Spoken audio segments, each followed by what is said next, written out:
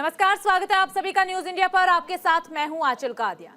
लोकसभा चुनाव के अभी 2 चरण के चुनाव होना बाकी है। छठे चरण के लिए 25 मई को मतदान होना है, तो वहीं 7वें चरण का जो मतदान है वो 1 जून को होगा और 4 जून को नतीजे सभी के सामने आ जाएंगे, तस्वीरें भी स्पष्ट हो जाएंगी। लेकिन उससे पहले 2024 की लड़ाई एक बार फिर से आरक्षण पर आ गई है। कोलकाता हाईकोर्ट ने पश्चिम बंगाल में कई वर्गों को दिया गया ओबीसी का दर्जा रद्द कर दिया है। साथ ही राज्य में नौकरियों में रिक्तियों के लिए 2012 के एक अधिनियम के तहत इस तरह के आरक्षण को अवैध पाया है। इसी के साथ आपको यह भी बता दें कि यह आदेश उन लोगों पर लागू नहीं होगा जिन्हें इस नियम के तहत पहले ही नौकरियां मिल चुकी है या फिर मिलने वाली है। ऐसा नहीं है कि यह मुद्दा छठे चरण में ही उठा है, यह मुद्दा इस लोकसभा चुनाव से पहले ही चर्चाओं में रहा है। कलकत्ता हाईकोर्ट ने ओबीसी आरक्षण रद्द क्या किया? सीएम ममता बनर्जी तो बगावत पर ही उतर आई। उन्होंने कहा कि कलकत्ता हाईकोर्ट के इस फैसले को वो स्वीकार नहीं करेंगी और इसे ऊपरी अदालत में चुनौती भी देंगी। प्रधानमंत्री नरेंद्र मोदी ने ममता के बगावती तेवर पर पलटवार किया है। पीएम नरेंद्र मोदी ने कहा कि पश्चिम बंगाल में इंडी गठबंधन का SC/ST ओबीसी के आरक्षण के खिलाफ जो षड्यंत्र है, आरक्षण विरोधी जो भी इनकी मानसिकता है, उसका भंडा फूट चुका है। खैर, इस फैसले से पूरे राज्य ही नहीं बल्कि पूरे देश में ही राजनीति आरक्षण पर एक बार फिर से बहस छिड़ गई है। अब ऐसे में सवाल ये उठ रहे हैं कि कोर्ट के इस फैसले का चुनाव पर कितना असर पड़ेगा। क्या ओबीसी कोटे पर सवाल से बदलेगा चुनावी समीकरण? आज हम इन सभी मुद्दों को लेकर के, इन सभी सवालों को लेकर के चर्चा करेंगे, लेकिन उससे पहले देखिए ये खास रिपोर्ट।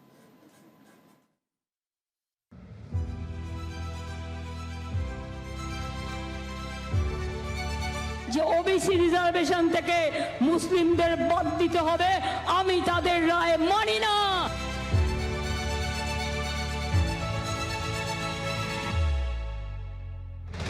पश्चिम बंगाल में ओबीसी आरक्षण का मसला अब नेशनल इश्यू बन गया है। ऐसा नहीं है कि ये मुद्दा छठे चरण में ही आ गया है। ये मुद्दा इस लोकसभा चुनाव में पहले से ही रहा है, बस चरण दर चरण थोड़ा ठंडा पड़ जाता है। लेकिन कलकत्ता हाईकोर्ट ने एक बार फिर से आरक्षण पर आई लड़ाई को हवा दे दी। दरअसल कलकत्ता हाईकोर्ट ने बुधवार को पश्चिम बंगाल में कई वर्गों का ओबीसी का दर्जा रद्द कर दिया और राज्य के नौकरियों में रिक्तियों के लिए 2012 के एक अधिनियम के तहत इस तरह के आरक्षण को अवैध पाया। अधिनियम के प्रावधानों को चुनौती देने वाली याचिकाओं पर आदेश पारित करते हुए उच्च न्यायालय ने स्पष्ट किया कि जिन वर्गों का ओबीसी दर्जा हटाया गया है, उसके सदस्य अगर पहले से ही सेवा में हैं या आरक्षण का लाभ ले चुके हैं या राज्य के किसी चयन प्रक्रिया में सफल हो चुके हैं, तो उनकी सेवाएं इस फैसले से प्रभावित नहीं होंगी। यानी कि यह आरक्षण उन लोगों पर लागू नहीं होगा जिन्हें पहले नौकरी मिल चुकी है या मिलने वाली है। कोर्ट ने राज्य में सेवाओं और पदों पर रिक्तियों में इस तरह के आरक्षण को अवैध करार देते हुए कहा कि इन समुदायों को ओबीसी घोषित करने के लिए वास्तव में धर्म ही एकमात्र मानदंड प्रतीत होता है। कलकत्ता हाईकोर्ट ने ओबीसी आरक्षण रद्द क्या किया? सीएम ममता बनर्जी बगावत पर उतर आए। सीएम बनर्जी अदालत के फैसले को मानने को तैयार ही नहीं है। उन्होंने साफ साफ शब्दों में कहा कि ओबीसी दर्जा रद्द करने और ओबीसी सर्टिफिकेट रद्द करने का अदालत का फैसला उनको स्वीकार नहीं है। इसी के साथ सीएम ममता बनर्जी ने आरक्षण रोके जाने का आरोप भी बीजेपी पर मढ़ दिया। उन्होंने कहा बीजेपी केंद्रीय एजेंसियों का इस्तेमाल करते हुए ओबीसी आरक्षण को रोकने की साजिश कर रही है। बीजेपी इतना दुस्साहस कैसे दिखा सकती है? এইটাই আজকে কোর্টকে দিয়ে করিয়েছে। কোর্টের সবাই খারাপ নয়, আমি কোর্টকে সম্মান করি, কিন্তু যে ব্যক্তি এই রায় দিয়েছে যে ওবিসি রিজার্ভেশন থেকে মুসলিমদের বাদ দিতে হবে, আমি তাদের রায় মানি না, আমি মানব না। ওবিসি রিজার্ভেশন চলবে, এর জন্য উচ্চতর কোর্টে যেতে হলে যাব। এরা আমায় চেনে না। इस फैसले के बाद सीएम ममता बनर्जी ने आक्रामक तेवर अपना लिया, तो वहीं प्रधानमंत्री नरेंद्र मोदी ने ममता के बगावती तेवर पर पलटवार किया। पीएम ने कहा कि पश्चिम बंगाल में INDIA गठबंधन का SC/ST OBC के आरक्षण के खिलाफ जो षड्यंत्र है, आरक्षण विरोधी जो इनकी मानसिकता है, उसका भांडा फूट गया है।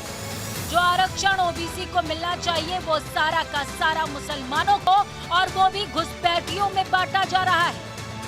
इस पर प्रधानमंत्री मोदी ने सवाल भी उठाया कि कोर्ट ना होती तो क्या होता।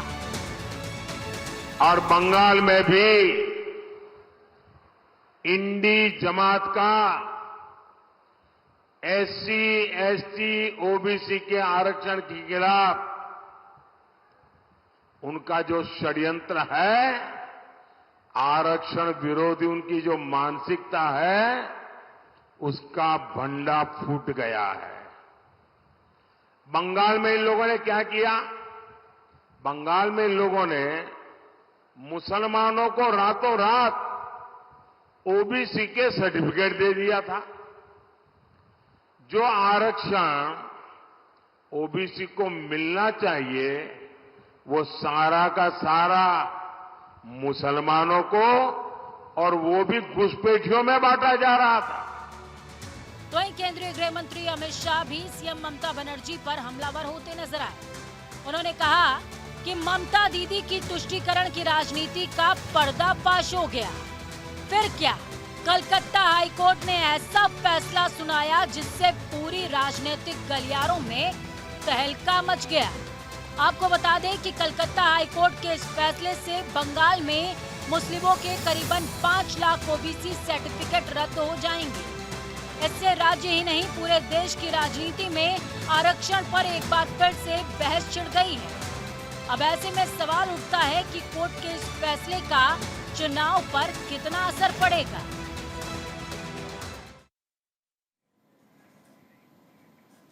तो देखिए, OBC आरक्षण को लेकर के कलकत्ता हाईकोर्ट के एक फैसले ने पूरे देश भर में सियासत चरम पर ला दी है। इसी पर चर्चा करने के लिए हमारे साथ एक खास पैनल जुड़ चुका है। बीजेपी की तरफ से प्रवक्ता जुड़े हैं विमल सिंह, जो कि हमारे साथ स्टूडियो में ही मौजूद है। प्रोफेसर धीरज कुमार राजनीतिक विश्लेषक के तौर पर हमारे साथ जुड़े हुए हैं, ये भी स्टूडियो में हमारे साथ मौजूद है। डॉक्टर सुनील कौशिक भी हमारे साथ जुड़े हुए, वरिष्ठ पत्रकार के तौर पर। फराज किदवई प्रवक्ता समाजवादी पार्टी के हमारे साथ जुड़े हुए। विजय हंस प्रवक्ता कांग्रेस पार्टी के जुड़े हुए। आप सभी का बहुत बहुत स्वागत है न्यूज इंडिया पर। और चलिए चर्चा की शुरुआत करेंगे बीजेपी प्रवक्ता विमल के साथ। विमल जी, देखिए, ममता बनर्जी ने तो साफ कर दिया है कि जब भी कुछ ऐसा होता है, चुनाव नजदीक होते तो बीजेपी जांच एजेंसियों का दुरुपयोग करती है। अब हाईकोर्ट की तरफ से फैसला भी सुना दिया गया है, लेकिन मैं इस फैसले को कतई नहीं मानूंगी, ऊपरी अदालत में जाऊंगी और फैसले को चुनौती दूंगी। देखिए आंचल जी, मैं कहना चाहता हूँ, यही विपक्ष के लोग हैं ना जो कहते हैं कि जो है हम संविधान को मानने वाले लोग हैं, हम कानून और न्याय को जो है मानने वाले लोग हैं। आप देख सकती हैं, ये तो फैसला जो है हाईकोर्ट के द्वारा किया गया। हाईकोर्ट और कोर्ट जो होता है वो तो एक स्वतंत्र प्रभार है, उसका फैसला ये जो है दरकिनार कर रही हैं, बोल रही हैं कि हम नहीं मानेंगे। आज देख लीजिए इनकी जो मानसिकता है, चाहे मैं विपक्ष की कांग्रेस की बात करूँ या आप देख लीजिए TMC की जो है मुख्यमंत्री वहाँ की, वो कह रही हैं कि हम जो है कोर्ट के फैसले को हम दरकिनार कर देंगे, हम कोर्ट के फैसले को नहीं मानेंगे। ये लोग हमेशा से जो है SC/ST और OBC के आरक्षण को जो है लेकर ये मुसलमानों में देने का काम किए हैं। आज देखिए कोर्ट ने भी मान लिया कि इन्होंने जो है OBC जाति के अंदर जो है, OBC के अंदर जो है इन्होंने जो है 77 मुसलमानों को इन्होंने आरक्षण दिया था। तो मैं कहना चाहता हूँ इसका जो है आज जो है ये न्याय है, ये जो है न्याय जो है वो SC/ST और OBC लोगों के साथ हुआ है। उनके आरक्षण को जो है लेकर जो है मुसलमानों में दिया जा रहा है। जिस तरीके से मैं बात करना चाहूँगा, मैं कांग्रेस के हमारे मित्र बैठे हुए हैं, आज देख लीजिए कर्नाटक के अंदर जो है मुसलमानों को जो है SC/ST और OBC वर्ग के लोगों से जो है आरक्षण छीनकर मुसलमानों को दिया जा रहा है। आपने देखा था दूसरे चरण में लालू यादव जी ने कहा था कि पूरा का पूरा आरक्षण मैं जो है मुसलमानों में दे दूंगा अगर इंडी गठबंधन की सरकार आती है तो मैं यही कहना चाहता हूं कि ये हमेशा से जो है एक धर्म और एक वर्ग के लोगों को लेकर चले हैं। भारतीय जनता पार्टी का जो मोटो है वो सबका साथ, सबका विकास और सबका विश्वास है। हमारे जो प्रधानमंत्री जी हैं वो हमेशा 140 करोड़ जनता की बात करते हैं। हमारे प्रधानमंत्री जी जो भी योजना लाते हैं वो ये कहते हैं कि 140 करोड़ जनता जो हमारी है उसको हम लाभान्वित करेंगे। लेकिन ये हमेशा से जो है वोट की राजनीति के लिए लोगों को धर्मों में बांटने का कार्य करते हैं और जातियों में बांटने का कार्य करते हैं। लेकिन आज देखिए ईश्वर जो है आज ईश्वर ने अपना न्याय जो है दिखा दिया और आज जो है ये जो जिस तरीके से इन्होंने जो है ओबीसी आरक्षण जो है मुसलमानों को दिया था, कोर्ट ने जो है इनको आईना दिखा दिया। और ये जो तानाशाही और तुष्टीकरण की राजनीति ममता दीदी जो करती हैं, उसके लिए भी एक करारा जवाब जो है हाईकोर्ट के द्वारा है। ठीक है, विजय हंस जुड़े हुए हैं, कांग्रेस के प्रवक्ता हैं। विजय जी देखिए, ममता बनर्जी सीधा सीधा कह रही है कि जांच एजेंसियों का दुरुपयोग हो रहा है, हाईकोर्ट की तरफ से फैसला लिया गया, इसके पीछे भी बीजेपी का हाथ है। मैं ये फैसला बिल्कुल नहीं मानूंगी। हाईकोर्ट के फैसले में बीजेपी का हाथ कैसे है? देखिए एंकर मैम, ममता बनर्जी जी जो भी कह रही हैं, ये उनकी पार्टी का अपना स्टेटमेंट है या उनका पर्सनल स्टेटमेंट है। उसमें इंडिया जनबंधन का कोई ताल्लुकात नहीं है। लेकिन जो विमल सिंह बीजेपी से है, मुझे लग रहा है ये पढ़ाई में कच्चे हैं। ये कर्नाटका की बात कर रहे थे, तो कर्नाटका से पहले नरेंद्र मोदी जब गुजरात के सीएम थे, तो उन्होंने 77 मुस्लिम जातियों को ओबीसी में डाला था गुजरात में, जिससे बाद में मोदी जी की खुद की जो जाति है वो ओबीसी में आई थी। वो मुस्लिम गाची जाति है, जिसमें मोदी जी भी आते हैं खुद भी। तो ये तो बात मत करें कि क्या बात कर रही है कर्नाटका में भाई साहब, क्या बात कर रहे हैं आप? पढ़ के आइए, क्या बात कर रहे हैं आप? प्रधानमंत्री जी को मुस्लिम जाति बता रहे हैं, प्रधानमंत्री जी को मुस्लिम जाति बता रहे हैं। पहली बार मैं सुन रहा हूँ। विमल, जब तुम बोल रहे थे मैं नहीं बोला था ना, थोड़ी तहजीब भी रखिए ना, पढ़ाई लिखाई करा करिए। आइए आपको आंकड़े पे ही बात करता हूं। हाँ, तो आंकड़े पे बात कर रहा हूँ। कर्नाटका से पहले गुजरात में 70 मुसलमान जातियां, जो मोदी जी खुद वहां के गुजरात के सीएम थे तब डाल दी गई थी। कर्नाटका में उसके बाद डली हैं, और ये मंडल कमीशन के आधार पर ही डली गई हैं। और जो लालू जी की बात आप कर रहे हैं, वो भी आप बिल्कुल झूठ, सफेद झूठ बोल रहे हैं। लालू जी ने ऐसा कभी भी नहीं कहा कि वो सारा का सारा ओबीसी आरक्षण मुस्लिम्स को दे देंगे। आप बेतुकी और बेफजूल की बातें मत किया करिए। पहले ही मोदी जी पूरी बीजेपी की बेइज्जती करवा रहे हैं, ऊपर से आप भी बीजेपी की बेइज्जती करवा रहे हैं। आप तथ्यों पे बात करा करिए। मंडल कमीशन में जो भी जातियां ओबीसी में लाई गई थी, वही मुस्लिम जाति, वही ओबीसी जातियां अभी भी डाली हुई हैं स्टेट्स ने भी। उसमें कुछ भी एडिशन नहीं हुआ है। आप हाईकोर्ट का जो कलकत्ता हाईकोर्ट की तरफ से जो फैसला लिया गया, उस फैसले को किस तरीके से देख रहे हैं? हम हाईकोर्ट के फैसले का स्वागत करते हैं। अगर किसी को आपत्ति है, स्टेट गवर्नमेंट को आपत्ति है, तो वो सुप्रीम कोर्ट जा सकती है। यही लीगल प्रोसेस है। अगर किसी भी पार्टी को किसी फैसले से दिक्कत होती है जुडिशियल प्रोसेस में, तो उसकी अपील दायर कर ले, दैट्स इट। इसमें ये बात कहां से आ गई कि उसका विरोध कर दिया या इसका विरोध कर दिया? अब ममता जी जो बोल रही हैं वो सुप्रीम कोर्ट जाएं, उसमें क्या है? लीगल है उस जाति को डालने का ओबीसी में, तो वो सुप्रीम कोर्ट उसको देखेगा। इसमें स्टेट गवर्नमेंट, इसमें अभी इलेक्शंस का तो कोई मुद्दा भी नहीं है। इलेक्शंस का मुद्दा है राहुल गांधी की यात्रा, जिसमें बताया गया है कि 90 जो सेक्रेटरी थे गवर्नमेंट ऑफ इंडिया में, जिसके हेड थे गवर्नमेंट नरेंद्र मोदी, उसमें सिर्फ 3 ओबीसी थे, 2 शेड्यूल कास्ट थे और 1 शेड्यूल ट्राइब था। बाकी की जो 84 सेक्रेटरी थे वो अपर कास्ट थे। तो बाकी का सारा जो 45 सेक्रेटरीज का हिस्सा जो SC ST OBC का था, वो मोदी खा गया है।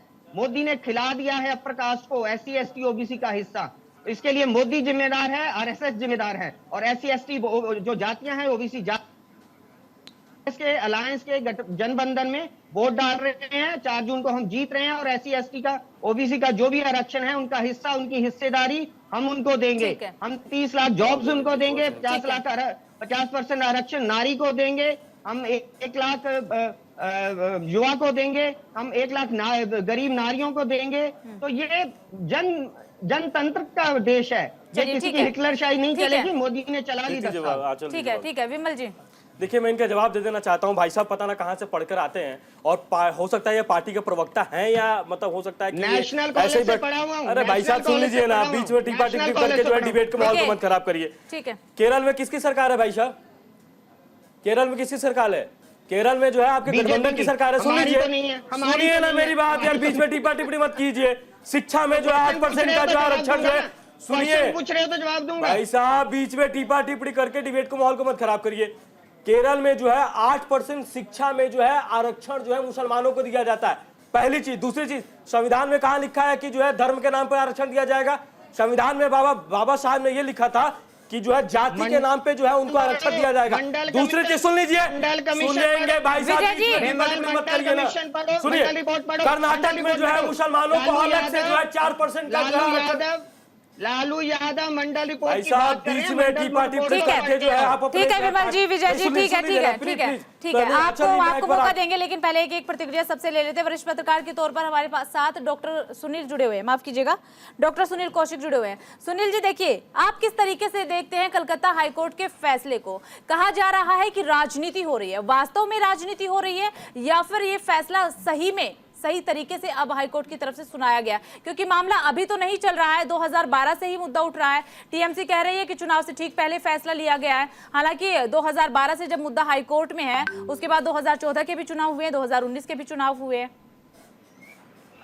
देखो, जो कि पश्चिम बंगाल का प्रकरण है वो देश का पहला प्रकरण है। कई राज्यों में सरकार रहते हुए, तमाम दलों की सरकार रहते हुए ऐसे फैसले लिए गए हैं और हाईकोर्ट और माननीय उच्चतम न्यायालय ने उनको पलटा है। और सबसे अग्रणी उत्तर प्रदेश रहा है। जब राजनाथ सिंह मुख्यमंत्री हुआ करते थे, राजनाथ सिंह ने भी ओबीसी वर्ग को, एससी वर्ग को और कुछ जातियों को जोड़ने का प्रयास किया। तमाम राज्यों से ऐसी खबरें आती रही हैं कि राजनीतिक लाभ लेने के लिए जिन राजनीतिक दलों की सरकारें रहती हैं, वोट बैंक को साधने के लिए किस तरीके के निर्णय लिए जाते रहे, ये हम सब लोग जानते हैं। और हमेशा इसके बावजूद भी हाईकोर्ट और माननीय उच्चतम न्यायालय उस पर डंडा चलाता रहा है। विरोधी की सरकारें हैं, ममता बनर्जी की सरकार है, ऐसा तो है नहीं, नई नवेली सरकार है। बड़ा दिग्गज नेता ममता बनर्जी रही है, दूसरी तीसरी बार की तरह के मुख्यमंत्री भी हैं। वो जानती थी कि हाईकोर्ट में जाकर के ये मामला नहीं टिक पाएगा, लेकिन फिर भी किस तरीके से चुनावों में फायदा लिया जाए, किस तरीके से इसका राजनीतिकरण किया जाएगा, ये बहुत अच्छे से जानते थे। चाहे वो कर्नाटक हो, चाहे पश्चिम बंगाल हो, उत्तर प्रदेश हो, उत्तराखंड हो, तमाम ऐसे राज्य रहे हैं जिनमें इस तरीके के फैसले रहते रहे हैं। राज्य सरकारें भी जानती हैं कि ओबीसी और एसटी वर्ग को, जातियों को बढ़ाने के लिए क्या प्रोसीजर होता है बिना केंद्र सरकार की अनुमति के। जो एनबीसीसी आयोग है तो केंद्र सरकार के लिए बढ़ाएगा, केंद्र सरकार उसको स्वीकृति देगी, वो राष्ट्रपति महोदय किया जाएगा, तब ये सब चीजें होती हैं। तो कोई ऐसा पहली बार पकड़ नहीं है जिस तरीके से हम लोग चर्चा कर रहे हैं कि नहीं ये हाईकोर्ट ने फैसला पलट दिया है तो क्या होगा क्या नहीं होगा, राजनीतिक मायने से क्या है क्या नहीं है।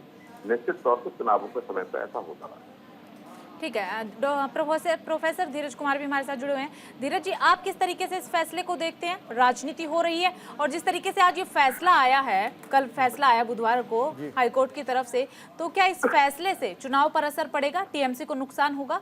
जी, इससे इसका एक बहुआयामी पक्ष है। और जो आप देख रहे हैं कि ओबीसी आरक्षण का जो मुद्दा है और धार्मिक आधार पर इसको किया गया, और ये कोर्ट में जब कोई भी मामला होता है तो न्याय संगत तरीके से उसकी एक परिणति की जाती है। और इस संदर्भ में अगर आप देखिएगा तो कोर्ट का ये फैसला जो है कि ये एक तो पिछड़ा वर्ग आयोग से इसकी कोई सहमति नहीं ली गई, दूसरी चीज़ है कि आपने अपने आधार पे इन 77 मुस्लिम वर्गों को इसमें डाल दिया। और ये मुद्दा आज के नहीं, 2012 से जब है और अब जब ये फैसला सामने आया है तो ये स्पष्ट रूप से सामने आ जा रहा है कि राजनीति से प्रेरित सारी जो कार्रवाई की गई थी। क्योंकि जब इसमें सारे मानदंडों को आप उल्लंघित करते हैं, संविधान में कोई धार्मिक जो है प्रावधान नहीं है कि धर्म के आधार पर आप कहीं आरक्षण दें, तो इस आधार को ही क्यों लाया गया? आखिर ये कहीं ना कहीं धार्मिक तुष्टिकरण की नीति है। और कोर्ट ने स्पष्ट रूप से कहा कि ये राजनीतिक मसला है और ये जो राजनीति जो है मुस्लिमों को एक वस्तु, राजनीति में वस्तु के रूप में इस्तेमाल करना, उनको एक वोट बैंक के रूप में इस्तेमाल करना, इस तरह के शब्द हैं उच्च न्यायालय के। और ऐसे स्थिति में आप स्पष्ट रूप से देख सकते हैं कि इस तरह की नीति जो है वो चुनावी जो ये लोकसभा में जो स्थिति है उसमें स्पष्ट कर रही है। और पहले से भी बीजेपी की बड़ी स्पष्ट नीति रही है। प्रधानमंत्री ने पहले भी इस संदर्भ में कहा है कि इस तरह की नीतियां जो कि धार्मिक तुष्टिकरण के लिए मुस्लिम वर्गों को खास करके आरक्षण के दायरे में लाना, उन्होंने यहाँ तक कि उच्च न्यायालय ने कहा कि ये जो है धार्मिक आधार पे जो मुसलमान हैं उनकी भी अवमानना है। क्योंकि इस तरह की जो भाईचारे के आधार पर जो धर्म चल रहा है और जिसमें इस तरह की कोई जातिगत बातों को नहीं किया जाता, वस्तु स्थिति भले ही अलग हो लेकिन जो उसकी जो थ्योरेटिकल स्थिति है उसमें इस तरह की कोई बात ही नहीं है, तो उस आधार पर आप क्यों धर्म को एक राजनीति का आधार बना रहे हैं और उसको एक जाति के रूप में, पिछड़ा जाति के रूप में आप डाल करके और उसके आधार को विस्तृत कर रहे हैं। तो ये स्पष्ट उसने कह दिया कि इस आधार को नहीं माना जा सकता है, ये राजनीति से प्रेरित है और ये मुस्लिमों का अपमान है, अवमानना है। तो इस तरह की बात स्पष्ट रूप से ये सामने आ गई कि ममता बनर्जी का जो ये दाव था, राजनीतिक दाव, जो कि आप देख सकते हैं कि पहले से ही पश्चिम बंगाल में, हालांकि जो भी मुस्लिम तुष्टीकरण की नीति की बहुत ज्यादा उन्होंने हिमायत की है। अब वो ठीक है कि अगर वो आप विकास के मुद्दे पर कर रही हैं तो कोई उसका विरोध नहीं है, लेकिन इस तरह से राजनीति में आप उनको एक वोट बैंक के रूप में इस्तेमाल करना, ये बहुत ही सरासर गलत है। और इस आधार पर आप देखिए कि इसका चुनावी आधार में बहुत ही नुकसान जो है टीएमसी को उठाना पड़ सकता है।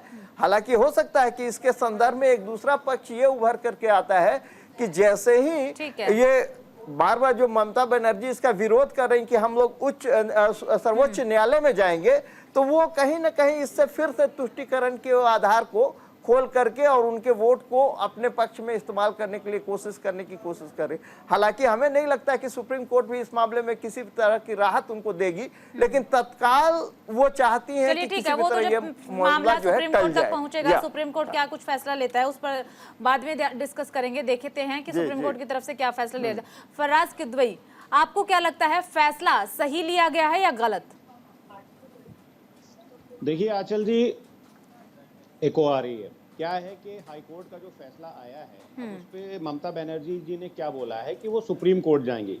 तो सुप्रीम कोर्ट जाना क्या अलोकतांत्रिक है? भाई वो लोकतांत्रिक व्यवस्था में अगर वो कोई एक कदम उठाना चाह रही हैं तो उसमें मुझे लगता है कि भारतीय जनता पार्टी को कोई परेशानी नहीं होना चाहिए। और अभी हमारे भारतीय जनता पार्टी के भाई जो हैं वो कांग्रेस के भाई को बड़ी पढ़ने लिखने की एक बात कर रहे थे कि पढ़ के आया करिए। मैं अपने बीजेपी के जो प्रवक्ता हैं इनको बोलूंगा कि एक बंच ऑफ थॉट्स किताब है जो गुरु गोलवलकर पर लिखी गई है, ज्यादा उसमें उनका जिक्र है। तो उसका पेज नंबर 356 खोलेंगे और देखेंगे कि गोलवलकर साहब ने आरक्षण के बारे में क्या कहा है।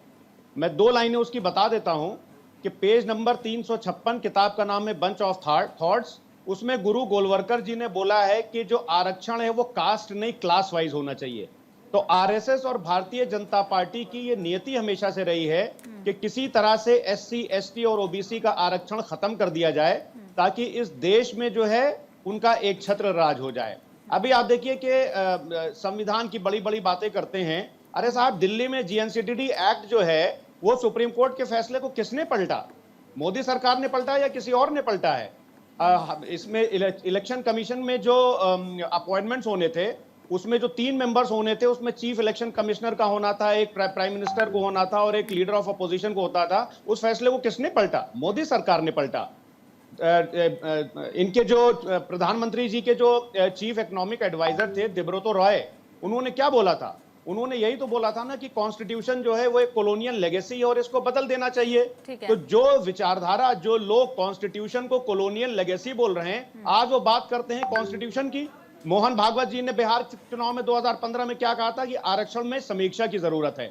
और एक और चीज मैं आपको बता दूं कि भारत की जो 45 सेंट्रल यूनिवर्सिटीज हैं उसमें जो टीचिंग और नॉन टीचिंग स्टाफ है, आप देखिएगा कि उसमें एससी, एसटी और ओबीसी के पदों पर जो भर्ती हुई है उसमें कितने % ये लोग हैं? मुश्किल से 10% एससी, फैसला सही लिया गया, हाँ या ना में जवाब दे दीजिए, समय थोड़ा कम है। फैसला सही लिया गया, हाँ या ना? में जो भी फैसला लिया जाता है वो सही है। चलिए ठीक है, जवाब भी लेंगे विमल जी से, लेकिन फिलहाल रुकेंगे एक छोटे से ब्रेक के लिए, फौरन हाजिर होंगे। के बाद एक बार फिर आप सभी का स्वागत है। देखिए, कलकत्ता हाईकोर्ट की तरफ से बुधवार को एक अहम फैसला लिया जाता है और बहुत सालों पुराने मुद्दे पर फैसला लिया जाता है।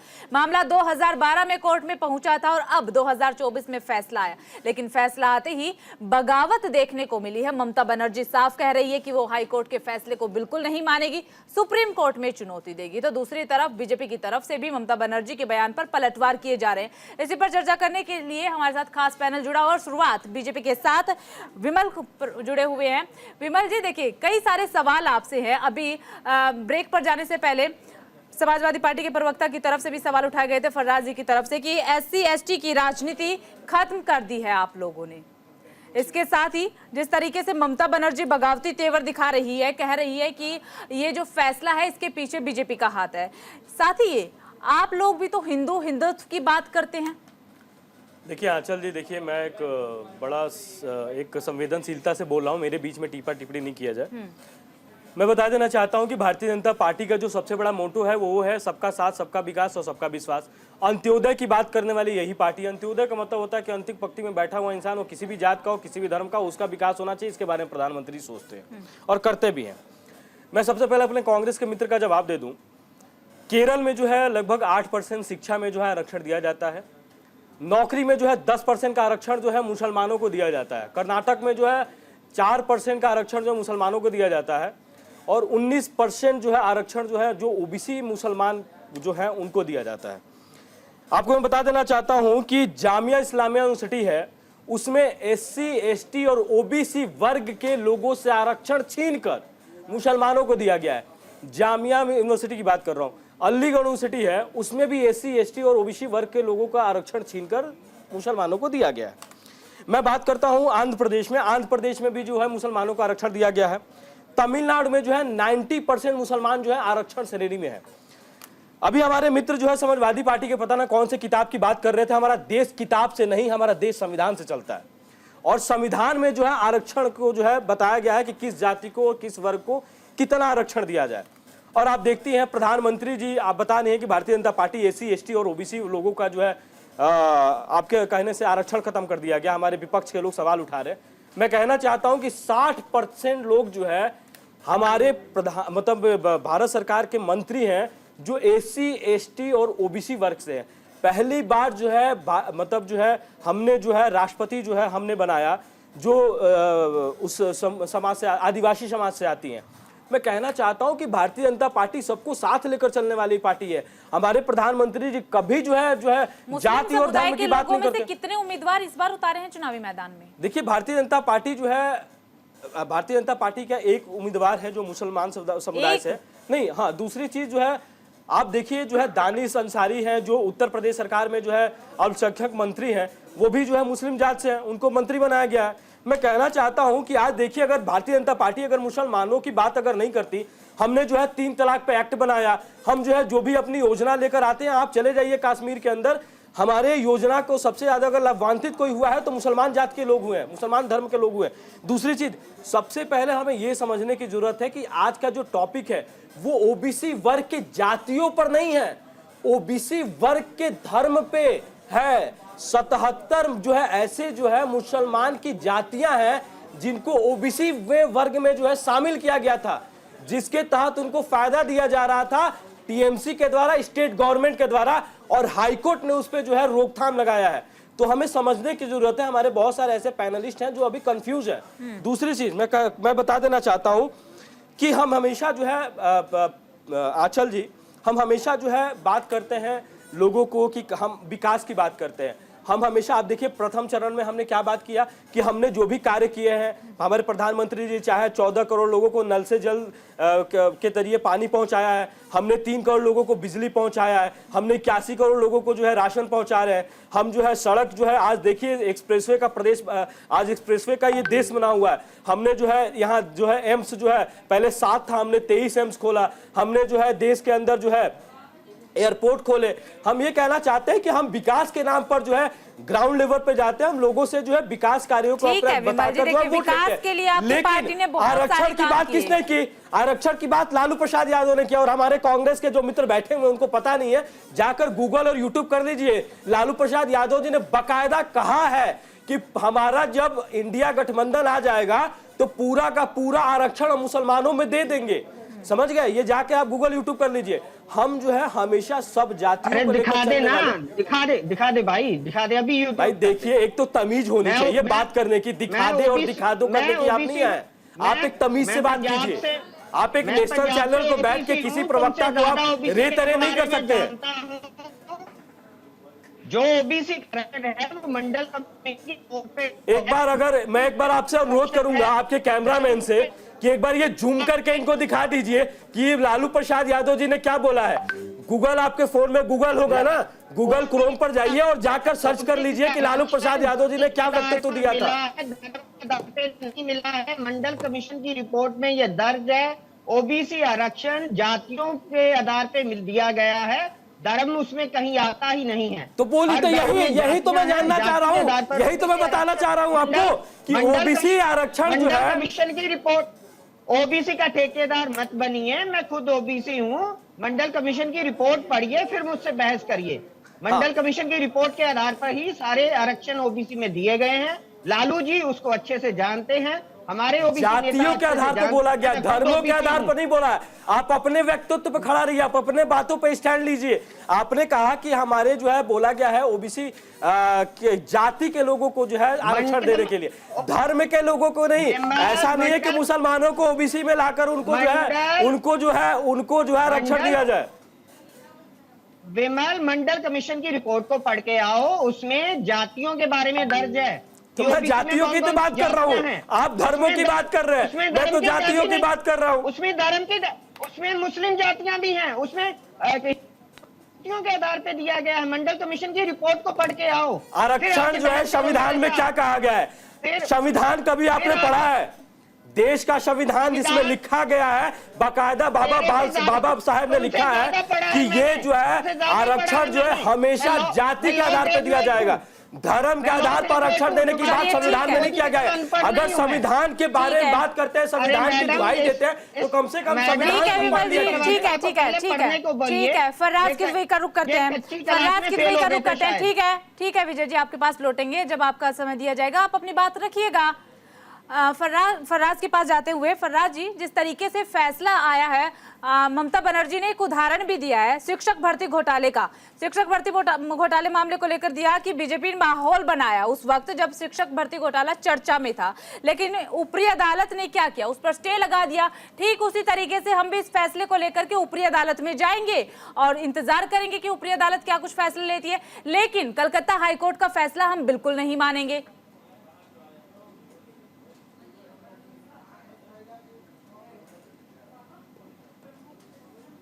देखिए आंचल जी, ममता बनर्जी जी को पूरा विश्वास है कि जब वो सुप्रीम कोर्ट जाएंगी तो हाई कोर्ट का फैसला जो है वो पलट दिया जाएगा। दूसरी बात, हमारे जो भाई हैं विमल सिंह जी, ये बोल रहे थे कि पता नहीं कौन सी किताब। अरे भाई साहब, आपकी प्रवक्ताशिप ले ली जाएगी, स्पोक्समैनशिप, अगर आप बंच ऑफ थॉट्स को बोलिएगा कि कौन सी किताब। ये आरएसएस की किताब है और आरएसएस वाले इसको बाइबल मानते हैं अपने लिए। किताब से चलता है या संविधान से चलता है? अरे निकाल दिए जाएंगे, बंच ऑफ थॉट्स है वो, आराम से बात करेंगे ना। बंच ऑफ थॉट्स है वो, आप निकाल दिए जाएंगे पार्टी से। आप क्या बात कर रहे हैं? बंच ऑफ थॉट्स, अच्छा आप बोलिए बंच ऑफ थॉट्स को आप नहीं मानते हैं, आप बोल दीजिए एक बार। मैं संविधान को मानता हूं, मैं संविधान को मानता हूं। अरे साहब, बीजेपी से निकाल दिया, मैं संविधान को मानता हूं। आपके जो पूर्वज थे, जो SC ST और OBC के खिलाफ थे, गोलवरकर साहब, उन्होंने बोला था कि क्लास वाइज आरक्षण होना चाहिए, कास्ट वाइज नहीं होना चाहिए, ये उस किताब में लिखा है। दूसरी बात आंचल जी, मैं ये बोल रहा हूं कि बड़ी गंभीर बात है। देखिए क्या है कि प्रधानमंत्री जी जो हैं, पहला चरण और दूसरा चरण जैसे ही खत्म होता है, उनको ये पूरी तरह से अंदाजा हो जाता है कि वो चुनाव हार जाएंगे और वो फौरन जो है वो हिंदू मुस्लिम पर ले आते हैं, मंगलसूत्र पर ले आएंगे, ज्यादा बच्चे पैदा करने वाले कम बच्चे पैदा करने वालों पे ले आएंगे। आपने कल एक आंचल जी प्राइम मिनिस्टर साहब का एक स्टेटमेंट सुना जिसमें उन्होंने कहा था कि जो भारत है उसमें महंगाई नहीं बढ़ रही है। अरे साहब, प्रधानमंत्री जी अगर आप ये स्टेटमेंट दे रहे हैं तो RBI का एक कंज्यूमर कॉन्फिडेंस सर्वे आया था, आप अपने स्क्रीन पर दिखाइएगा, और ये देश के ज्यादातर लीडिंग न्यूज़पेपर्स में छपा था। तो RBI तो एक संस्कारी संस्था है। RBI के सर्वे में ये बोला जाता है कि 90% लोग ऐसे हैं जो कहते हैं भारत के कि इस देश में महंगाई जो है वो चरम सीमा पर है। तो अगर प्रधानमंत्री जी सच बोल रहे हैं तो फिर RBI की ये रिपोर्ट झूठी है, और अगर RBI की ये रिपोर्ट सच्ची है तो प्रधानमंत्री जी झूठ बोल रहे हैं। तो भारतीय जनता पार्टी को ये अच्छी तरह से एहसास हो गया है कि ये चुनाव हारने जा रहे हैं, क्योंकि इस देश का SC, इस देश का ST और इस देश का दलित पूरी तरह से समझ चुका है कि ये लोग संविधान चेंज करके और किसी न किसी तरह से। आंचल जी, एक और बहुत इंपॉर्टेंट बात है, अभी बीजेपी के जो प्रवक्ता हैं उन्होंने कोई बात नहीं कही, ना महंगाई की बात की, ना ही उन्होंने बेरोजगारी की बात करी, खाली मुसलमान, हिंदू मुसलमान। इनसे सुन लिए 20 सेकंड। आंध्र प्रदेश में जो TDP है, चंद्रबाबू नायडू वहां पर अपने घोषणा पत्र में लिखते हैं कि मुसलमानों को आरक्षण देंगे। इनसे पूछिए कि TDP से गठबंधन कब तोड़ रहे हैं, उनके घोषणा पत्र में लिखा हुआ है ये। तो ठीक इनसे है, जरूर जवाब पूछिएगा। लेंगे, ठीक है, जवाब लेंगे, सभी बातों का जवाब लेंगे। देखिए विमल जी, अगर इधर तुष्टीकरण की राजनीति हो रही है, जैसा कि बीजेपी की तरफ से कहा जा रहा है, अगर इधर तुष्टीकरण की राजनीति हो रही है तो आप भी चुनाव में हिंदुत्व के मुद्दे को जम करके उठाते हैं। साथ ही फर्राज जी ने भी कई सारे सवाल आपसे पूछे हैं, उनका सभी का जवाब लेंगे, लेकिन फिलहाल रुकेंगे एक छोटे से ब्रेक के लिए। ब्रेक के बाद एक बार फिर आप सभी का स्वागत है और चर्चा की शुरुआत कौशिक जी से। वरिष्ठ पत्रकार के तौर पर सुनील कौशिक हमारे साथ जुड़े हुए हैं। सुनील जी, इस पूरे मामले को एक बार विस्तार से समझाइए कि राजनीति हो रही है, राजनीति होनी चाहिए या राजनीति नहीं हो रही है, नहीं होनी चाहिए? राजनीति क्यों नहीं होनी चाहिए? बिल्कुल राजनीति होनी चाहिए, और जिस पार्टी के जो वोटर हैं, समर्थक हैं, उनको संदेश देने का काम पॉलिटिकल पार्टियों का रहा है। पहली बार तो देश में हो नहीं रहा, या पहली बार देश में होगा? जब देश में माइनॉरिटी कमीशन लाया गया तो क्यों लाया गया था, ये बताने की आवश्यकता थी क्या? चायवानो केस में क्या हुआ, ये सब बताने की आवश्यकता थी क्या? भगवा आतंकवाद कब कहा, क्यों कहा, और किस पार्टी को उसका फायदा हुआ, ये बताने की आवश्यकता है क्या? हिंदू कोड बिल आया, मुस्लिम कोड बिल क्यों नहीं आया, ये बताने की आवश्यकता है क्या? बहुत सारे ऐसे इस फैसले के बाद पश्चिम बंगाल के समीकरण किस तरीके से बदलेंगे? नहीं, देखो, तमाम आप देखेंगे, आपसे अब कोई निश्चितता तो है नहीं कि माननीय उच्चतम न्यायालय ने जो आदेश दिया है वो सर्वमान्य होगा। यदि हम पिछले 6 महीने के फैसले उठा के समीक्षा करें तो तमाम अधिकतर हाईकोर्ट के फैसले माननीय उच्चतम न्यायालय ने बदले हैं। तो ये तो कहा नहीं जा सकता कि माननीय उच्चतम न्यायालय ने वहाँ कह दिया तो माननीय सुप्रीम कोर्ट उसका कोई डिसीजन नहीं देगा। अब ये माननीय उच्चतम न्यायालय के ऊपर है कि फैसला क्या रखा जाता है, क्या वो पलटेगा कि नहीं पलटेगा, तो वही बरकरार रखेगा। और अधिकतर हम देखें, समीक्षा करेंगे तो अधिकतर हाईकोर्ट के जो भी फैसले आए हैं, लगभग 90% से ज्यादा फैसले पलटे जा रहे हैं। तो ये तो मुझे लगता है कि संविधान में संशोधन करने और यही शायद उदाहरण ममता बनर्जी ने भी दिया शिक्षक भर्ती घोटाले का, कि माहौल तो पूरा बनाया गया, लेकिन जब ऊपरी अदालत में मामला गया तो स्टे लग गया। मैं वही कह रहा हूँ। तो ये मुझे लगता है कि सारे राजनीतिक दलों को बैठ के फैसला करना चाहिए, या कोई ऐसा एक्ट लाना चाहिए कि आप डिस्ट्रिक्ट कोर्ट में जो बेचारे गरीब युवा जो किसान लोग लड़ते हैं, वो माननीय हाई कोर्ट में जाकर पलट जाता है। चलिए ठीक है, धीरज कुमार भी हमारे साथ स्टूडियो में मौजूद है, राजनीतिक विश्लेषक के तौर पर। आप राजनीतिक विश्लेषक के तौर पर जुड़े हुए हैं, तो पूरा विश्लेषण कीजिए आज के इस फैसले का, और समीकरण किस तरीके से पश्चिम बंगाल के बदलेंगे? देखिए, इसका प्रभाव बहुत अधिक पड़ेगा, और एक तरफ जहाँ पे ये बात जो कि पूरे राष्ट्रीय जो भी लोकसभा जो राष्ट्रीय स्तर पे हो रहा है, तो उसमें शुरू से ये मुद्दा था। और ये देखिए 2012 का ये केस है, और 2012 का फैसला अभी आया है, और इसको अगर राजनीतिक से प्रेरित और जो ममता बनर्जी का आरोप है वो बेबुनियाद साबित होता है, क्योंकि ये बहुत पहले से लंबित मुद्दा है। और जो वो मुद्दा है वो 7% से 17% बढ़ाया जाना ओबीसी का, तो उसमें आप 77 जो है मुस्लिम जातियों को शामिल कर रहे हैं। और उसमें एक जो पश्चिम बंगाल का अगर मुद्दा देखें, और चुनावी मुद्दा हमेशा ही ध्रुवीकरण का मुद्दा रहा है, इस वास्तविकता को हम इनकार नहीं कर सकते, क्योंकि वहाँ की डेमोग्राफी जो है। लेकिन ममता बनर्जी को इस फैसले को लेकर के बीजेपी को ब्लेम करना ठीक है, वही तो मैं कह रहा हूँ कि इसमें उनका ब्लेम करना कहीं से भी सिर्फ अपने बचाव करने के उद्देश्य से है, लेकिन इसका जनता पे कोई असर नहीं पड़ने वाला। जनता जो है इस चीज को समझ रही है कि ये न्यायालय का फैसला है, उच्च न्यायालय का फैसला है, जो कि निष्पक्ष रूप से दिया गया है। इसमें उनका ये कहना कि बीजेपी के द्वारा उनके ऊपर इस तरह का निर्णय थोपा गया है उच्च न्यायालय के माध्यम से, बिल्कुल बेबुनियाद है। और जहां तक अमित शाह जी का जो स्टेटमेंट इसमें आया है कि ये सुरक्षा मामले से और घुसपैठियों के मामलों को लेकर के इस तरह के जो बातें हैं उनको भी उन्होंने रखा है कि किस तरह से ये डेमोग्राफी चेंज करने का जो मामला है, उस सारे संवेदनशील मुद्दा का भी उन्होंने उठाया। लेकिन आप देखिए कि उनका एक लोकतांत्रिक अधिकार है ममता बनर्जी का, वो उच्चतम न्यायालय जाएं, इसमें कोई बुराई नहीं है, और उच्चतम न्यायालय अपना फैसला इस पर दे। हालांकि जहां तक की संवैधानिक प्रक्रिया है और संवैधानिक जो कानून है, जो उसके तहत अगर आप देखेंगे तो धार्मिक आधार पे कहीं भी उसको न्यायोचित नहीं ठहरा पाएगी उच्चतम न्यायालय भी, कि आपने धार्मिक आधार पे क्यों इसको लागू किया, क्यों इसमें ऐसे जातियों को जो कि मुस्लिम जातियां थी उनको क्यों इसमें इंक्लूड किया। क्योंकि देखिए, आप अगर देखेंगे इंदिरा साहनी जो केस है 1992 का ओबीसी मंडल कमीशन केस में, उसमें ये कहा गया कि जातियों के आधार पे आरक्षण होगा और उसमें किसी भी तरह का धार्मिक प्रावधान नहीं होगा, धार्मिक आधार पर नहीं होगा। तो आखिर ये फिर ये इस तरह के मुद्दे आ कहाँ से गए कि आपने धर्म को उसका आधार बना दिया और उसमें जो पिछड़ापन है आप उसको यहाँ लेके आए। और जब उच्च न्यायालय ने खुद कह दिया कि ये तो मुस्लिमों का भी अपमान है, उनकी भी अवमानना है, तो अब ये देखिए ये बहुत ही जो बयान है वो अपने आप में बहुत ही नपतुला बयान है कि आप क्यों ये कहा गया कि ये अपमान है।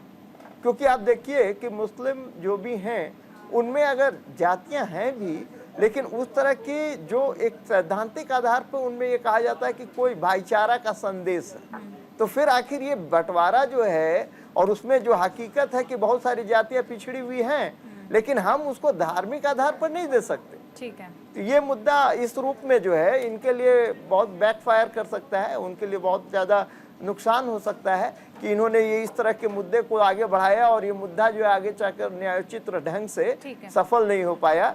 और वहीं हो सकता है कि इसके आधार पर ये भी सोच सकते हैं जो एक गिमिक्स के तौर पे ये कोशिश होती है पॉलिटिक्स में, और चूंकि वो गिमिक्स जो है उसके आधार पर अगर उनका रुझान कुछ बनेगा तो हो सकता है कि विरोध में जा सकते हैं, पूरी तरह से है भी कि हो सकता है एकजुट यानी कि होकर कहीं ना करें। कहीं 2024 में ममता बनर्जी को नुकसान इस फैसले का हो सकता है।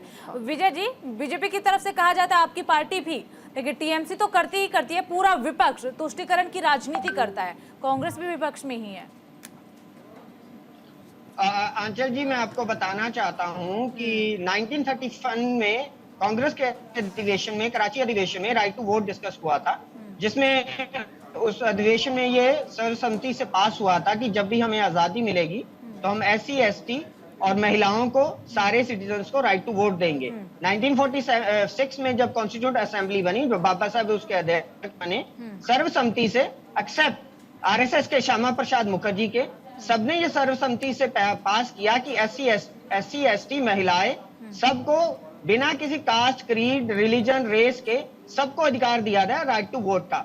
उसमें जिन लोगों ने इसका विरोध किया उसमें सबसे ऊपर थे गोलवालकर। उन्होंने ऑर्गेनाइजर में इसका लेख लिखा कि Pandit Nehru, prime minister of India, ने सबसे बड़ी गलती करी है SC ST और महिलाओं को राइट टू वोट देके। तो अभी भी जो हम जो बात कर रहे हैं, सड़क से कर रहे हैं, अपनी रैलियों से कर रहे हैं, कांग्रेस अध्यक्ष मल्लिकार्जुन खड़गे, राहुल जी, तेजस्वी यादव जी, हेमंत सोरेन जी, अखिलेश यादव जी, सभी जो स्टालिन जी, DMK वाले, सब यही बात कर रहे हैं कि ये कॉन्स्टिट्यूशन पे हमला है। ये सिर्फ आरक्षण को खत्म नहीं करेंगे, ये SC ST OBC सब लोगों से राइट टू वोट ही ले लेंगे, ताकि उसके बाद ये अधिकार ही सारे खत्म हो जाएं और ये पूरी तरह से गुलाम बना दें SC ST OBC को। इसीलिए जनता जाग चुकी है। SC ST OBC महिलाएं एकत्र होके, सारी जातियां, सारे वर्ग एक तरफा होके इंडिया अलायंस को वोट कर रहे हैं। 4 जून को हमारी सरकार बन रही है और विमल जी राइट टू वोट ले लेंगे आपकी पार्टी? देखिए, पता ना भाई साहब कहाँ से ये लेकर आ रहे हैं, मुझे तो पता नहीं। और सर हमारे साथ राजनीति विशेषज्ञ और वरिष्ठ पत्रकार भी बैठे हुए हैं, इनका जवाब यही लोग दे सकते हैं। देखिए, मैं कह रहा, ये पता ना कहाँ से पढ़ के आया, मुझे नहीं पता है। दूसरी चीज देखिए, ये संविधान की बात कर रहे हैं। सुनिए, ये भाई साहब बोलने दीजिए ना। ठीक है विजय जी, आपने अपनी बात रख ली ना, अब एक ही बात को क्यों दोहरा रहे हैं? आपने अपनी बात रख ली, उसका जवाब तो सुन लीजिए। दोहरा रहा हूँ कि दोहराने से क्या हो जाएगा? सुन लिया, मुझे सवाल पूछ लिया गया है, दोहराने से क्या हो जाएगा? एक बात बताइए, दोहराने से हो क्या जाएगा? आपने बोला, मैंने सुना, जवाब पूछ लिया, अब जवाब का इंतजार तो कीजिए। जवाब का इंतजार तो करेंगे। की बात कर रहा हूँ मैं, किताब। ठीक है, किताबों की ठीक है विजय जी, थोड़ा संयम बनाइए। ठीक है, ठीक है, ठीक है, संयम बनाइए, अब रुक जाइए। संविधान की बात कर रहे हैं। देखिए, मैं बता देना चाहता हूँ आंचल जी, संविधान की बात करते हैं, कानून की बात करते हैं। आपने देखा अभी ममता बनर्जी जी किस तरीके से बोल रहे हैं कि मैं हाई कोर्ट के जो है, ठीक है, आप सुप्रीम कोर्ट में आपका अधिकार है, इंडिया डेमोक्रेटिक कंट्री है, आपका अधिकार है कि आप सुप्रीम कोर्ट जाइए। लेकिन मैं कहना चाहता हूँ कि ये बार बार संविधान की बात करते हैं ये लोग। संविधान का खात्मा तो ये लोग कर रहे हैं। आप देखिए, संविधान में बाबा साहब ने कहा है कि जातियों के आधार पर हम आरक्षण देंगे, लेकिन यहाँ पे क्या होता है कि अलग से जो है स्टेट गवर्नमेंट अपना क्या कर रही है कि मुसलमानों को जो है OBC जाति के अंदर, SC ST जाति के अंदर रख के जो है उनको जो है आरक्षण दे रही है। अब मैं कर्नाटक की बात किया, केरल की बात किया, तमिलनाडु की बात किया, आपने देखा आंध्र प्रदेश की बात किया, वहां पे आरक्षण दिया जा रहा है। तो मैं कहना चाहता हूँ दूसरी चीज़, हमारे कांग्रेस की, हमारे समाजवादी पार्टी के मित्र बता रहे थे और आपने भी सवाल किया था मेरे से कि हिंदू मुसलमान। देखिए, हम तो विकास की बात करने के लिए जनता के बीच उतरते हैं चुनाव में, उससे पहले भी हम जनता को लाभान्वित करने के लिए उतरते हैं। महंगाई की बात कर रहे थे, 10 सालों का आंकड़ा मेरे पास पड़ा हुआ है, 2004 से लेकर 2013 तक जब कांग्रेस की सरकार थी, तो औसतम जो महंगाई जो दर था वो 8.06% था। मोदी सरकार में 2014 से लेकर जो है 2023 तक, मैं 2024 की बात कर रहा हूँ, जो औसतम जो है 10 साल के कार्यकाल में, भाजपा के कार्यकाल में जो महंगाई दर 5.16% देख लेंगे, आप अपना जवाब जल्दी पूरा कीजिए। हाँ, दूसरी चीज मैं कहना चाहता हूँ कि देखिए, हिंदू मुसलमान की बात कहाँ से आ जाती है? आरक्षण की बात तो इन्होंने स्टार्ट किया था ना, हम तो भाई आरक्षण की बात लालू प्रसाद, हिंदू मुसलमान की बात जो है देखिए कहाँ से स्टार्ट हुआ था।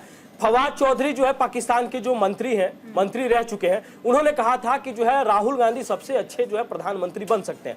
वैसा इन्होंने, देखिए विपक्ष के पास तो भाई अपना चेहरा नहीं है, बाराती बनने के लिए सब तैयार है, दूल्हे इनके पास मिलते नहीं है। हमारे पास एक अच्छा नेतृत्व करता है जो जनता को जो है लुभाता, जनता के कार्यों से लुभाता है और जनता के पास पहुंचता है। इनके पास चेहरा तक नहीं है, ये आपस में लड़ रहे हैं, ये देखिएगा आपस में लड़ रहे हैं।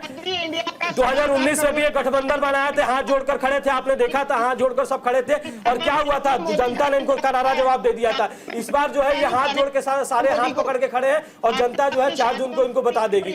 मैं कहना चाहता हूं, देखिए जनता के बीच हम जा चुके हैं, जनता हमारी बातों को, हमारे विमल जी, बस सिर्फ एक आखिरी सवाल, अगर आप सबका साथ सबका विकास के साथ चलते हैं तो सिर्फ एक ही मुस्लिम समुदाय को टिकट क्यों?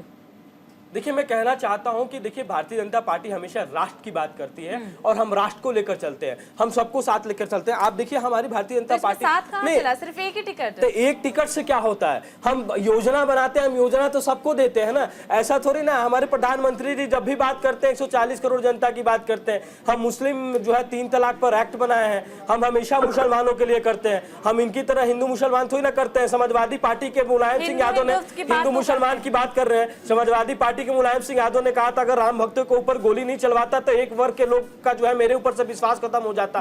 तो मैं कहना चाहता हूं, ये एक धर्म की राजनीति करने वाले लोग हैं, हम सबको साथ लेकर चलने वाले लोग हैं। एक आखिरी टिप्पणी फर्राज जी से, धर्म की राजनीति करती है विपक्ष, पूरा विपक्ष धर्म की राजनीति करता है। आंचल जी, जो विमल सिंह जी रट करके चले आए, इनसे पूछिए इन्फ्लेशन होता क्या है और उसमें कितने एलिमेंट्स होते हैं इन्फ्लेशन में, जो टोटल 100% वेटेज होता है, और उसमें फूड आइटम्स का क्या देखिए, समय कम है फर्राज जी, सिर्फ 30 सेकंड में अपना जवाब पूरा कर दीजिए। बात करेंगे इंडिया के लिए पहुंच जाएंगे, समय कम है, सिर्फ 30 सेकंड में जवाब ले लेते हैं। मैं आपको बता देता हूं कि जो खाने पीने का सामान है उसमें आपको पता है कि टमाटर पिछले 1 साल में कितना बढ़ा है? चलिए ठीक है, महंगाई पर फिर किसी दिन बात करेंगे। ठीक है, महंगाई पर किसी और दिन बात करेंगे। आप सभी का बहुत बहुत शुक्रिया, आप सभी का बहुत बहुत शुक्रिया न्यूज इंडिया को अपना कीमती समय देने के लिए। और फिलहाल इंडिया के सवाल में सिर्फ इतना ही, बाकी तमाम बड़ी खबरों के लिए देखते रहिए न्यूज इंडिया।